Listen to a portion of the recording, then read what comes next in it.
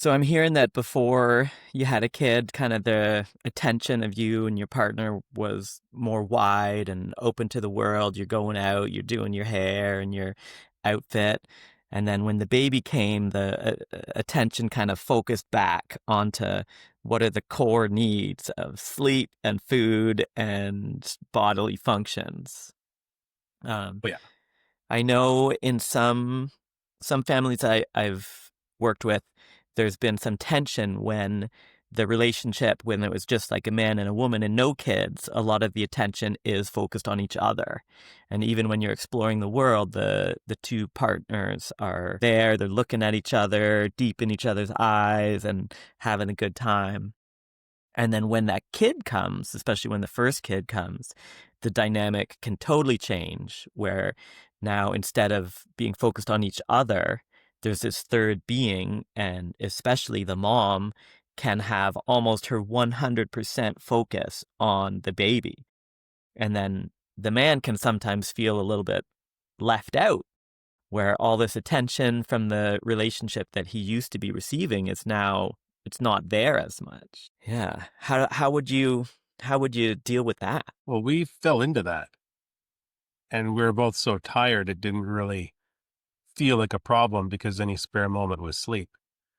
And as the baby's development changes, their needs change. And as they hit those points where they start to need less direct supervision, like they're able to sit and play with their toys for 10, 20 minutes and be entertained, or watch an episode of Paw Patrol or whatever their show of choice is. That's time for the parents to get stuff done, but also add back into the rotation time together. Just time to chill, time to like gaze lovingly into each other's eyes, or clearing my throat. Do you guys consciously schedule date nights or nights to have time just the two of you? Right now, babysitters are hard to find.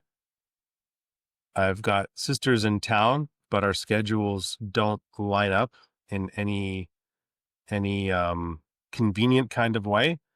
So date night itself is difficult. What it tends to be more of is after bedtime, he's down, and then we have time to ourselves to cuddle up, to tease each other, harass each other, just sort of play the way that we did when we were single and without a kid. They're not single, but when we were like a couple without a kid. Cool. One more thing to add with the dynamic is talking to each other. It's one thing to go without needs met. It's like, honey, I need more cuddle time with you. Or honey, I need more face-to-face talk time with you. Holding that in and not talking to your partner about it builds resentment quickly, especially when there's lack of sleep. So at least having the conversations with your partner of like, I know it's not realistic right now, but I really miss cuddling up with you.